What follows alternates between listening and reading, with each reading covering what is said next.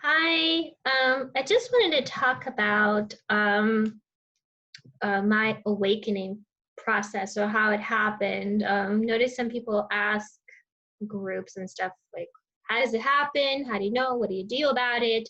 Um, I, I don't really have the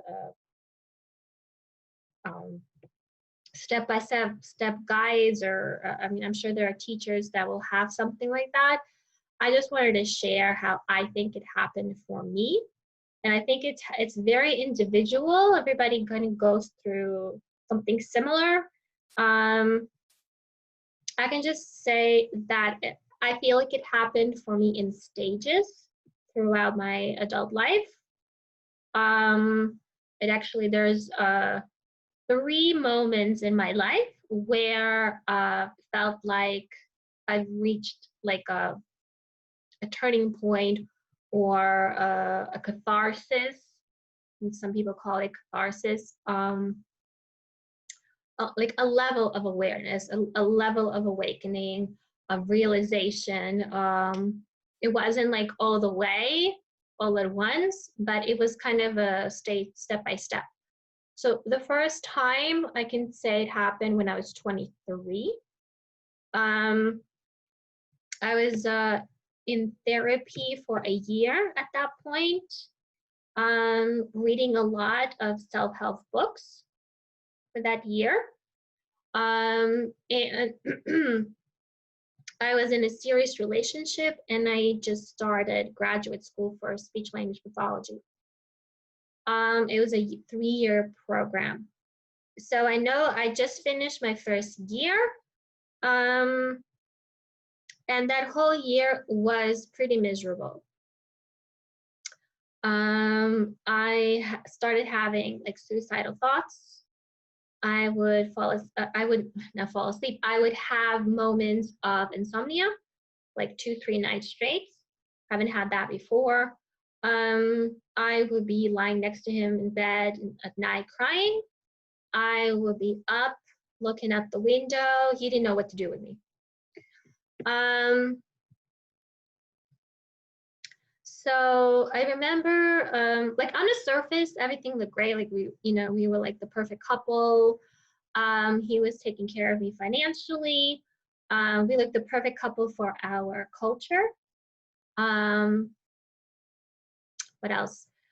We just went on a trip to Europe, I remember in the summer.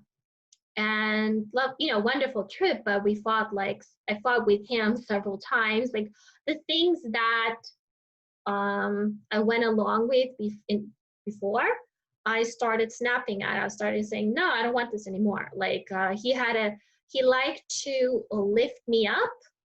I was much smaller back then. For the photograph, and I was like, I don't want this anymore because he was controlling my weight.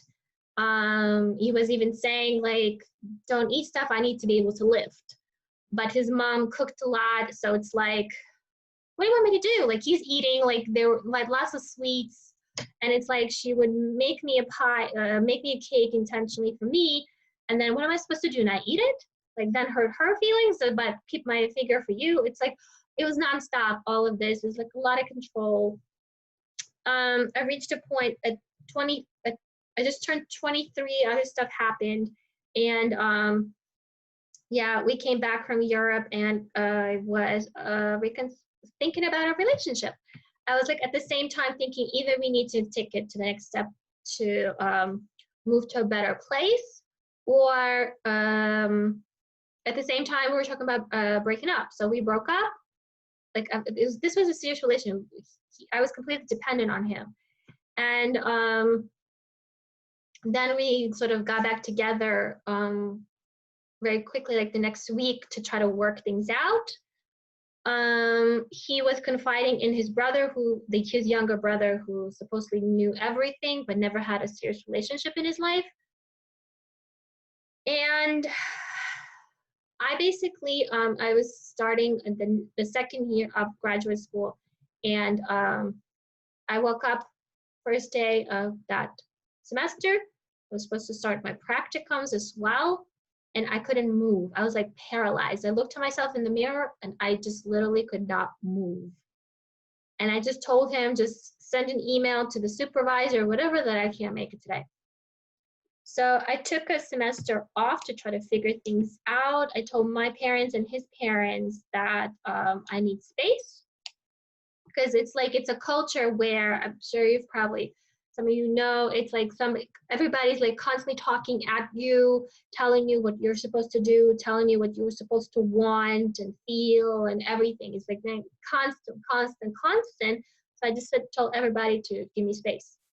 So my parents said, okay. His parents said, how dare you? After all we've done for you.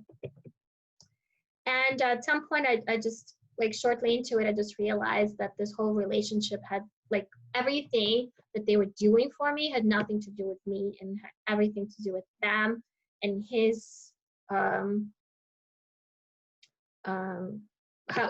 what kind of woman he wanted, what kind of wife he wanted. He was like molding me out of clay. So once I realized that, I ended that relationship. I stayed on my own, never lived on my own. I was 23. It's kind of almost unheard of in my culture. Not really. Girls especially are not allowed to live by themselves. Boys, it's wishy-washy about that. I did it. I was extremely terrified. I decided to go back to grad school after that semester, try it out on my own. So that was the first time that I had like an awakening, a realization of myself and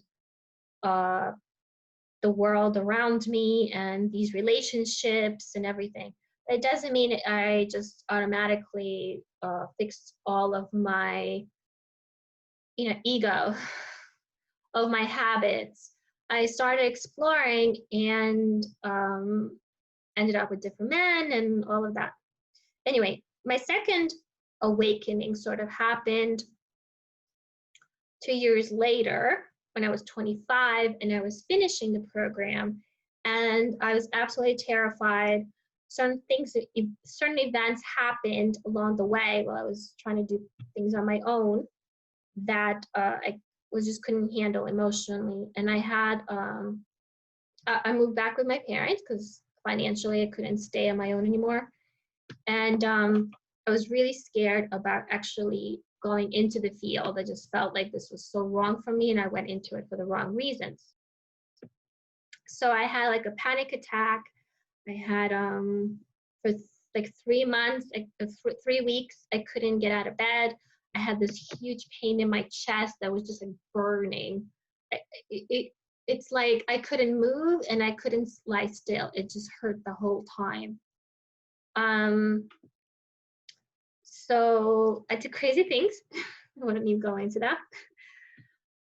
I somehow made it through that. It was like the last semester and I wanted to like drop out in my last semester. 2 people came into my life that semester, that summer, that helped me kind of get through day by day. Each day, just get me to the finish line. That is when one of these people knew how to channel or to speak to our guide, speak to the higher power. So taught me. So that's when I started doing it on my own. And another person just was, like aware of Buddhism, and that's where we met. Actually, there's a Buddhist temple in the upstate New York in the Catskill Mountain. That's where I went to have some time to myself, and I met him there. And so these 2 relationships kind of got me through the summer. But I decided, of course, finish and start as a speech language pathologist because, I have like $90,000 in student loans, nothing to fall back on. It's like I gotta try, I gotta do what I can. It's like if I fail, then I fail completely. So that was the second, and I would say the third one just happened in August. So it's 10 years, exactly 10 years later. The the year prior to this, I fulfilled a dream by moving overseas to study. It's a very long, I've had this dream for a long time. I gave it up, like a lot of other dreams I've had, and I just couldn't live with myself if I didn't fulfill it. So I did it, and it was an absolutely miserable year. So I came back. I was away for 6 years overall from New York for my family. Just time for myself. One of those years was overseas.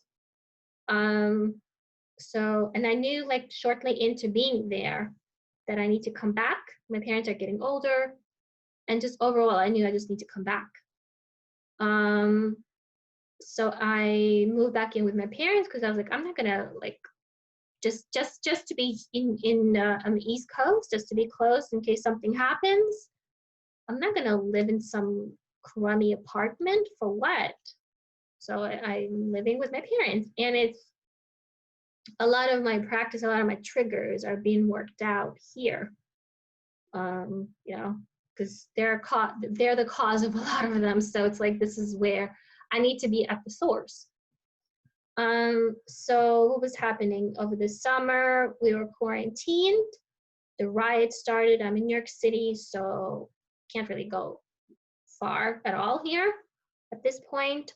3 months of the summer, I didn't have that much work, which is common in my profession, and I was just researching a lot about what's really going on. I was researching a lot, and then somehow by August, I reached some videos about the Ascension.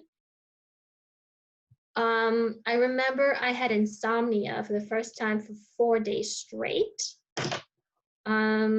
And the only thing that kind of helped me get through those days and actually function was meditation. So it's like I finally went into a deeper meditation. I think somebody in the groups or something was talking about opening the third eye. And I was like to my guides, what is that all about? And it just happened.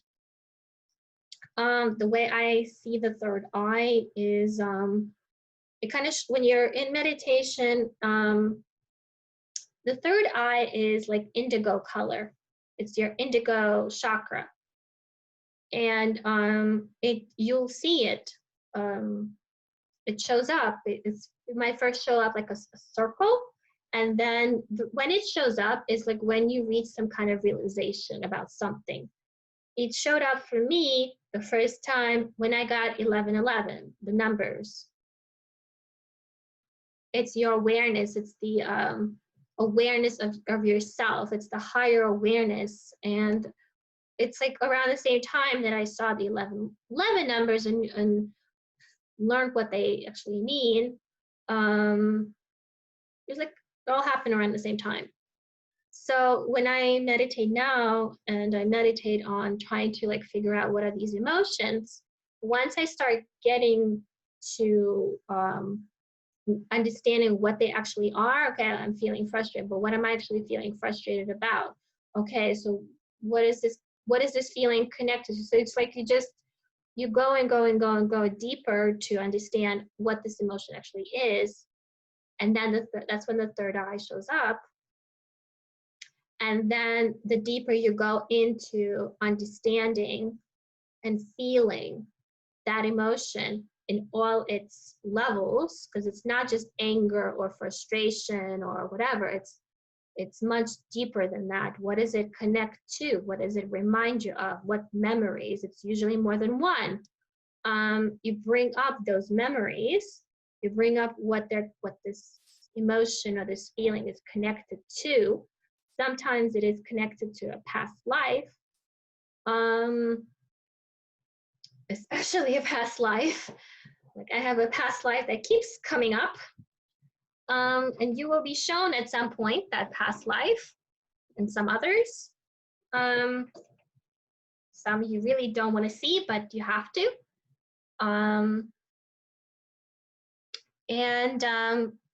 Yeah, and then that the indigo color starts expanding the deeper you go and understand.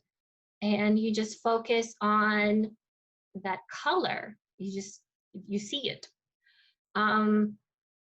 Sometimes you start seeing other colors.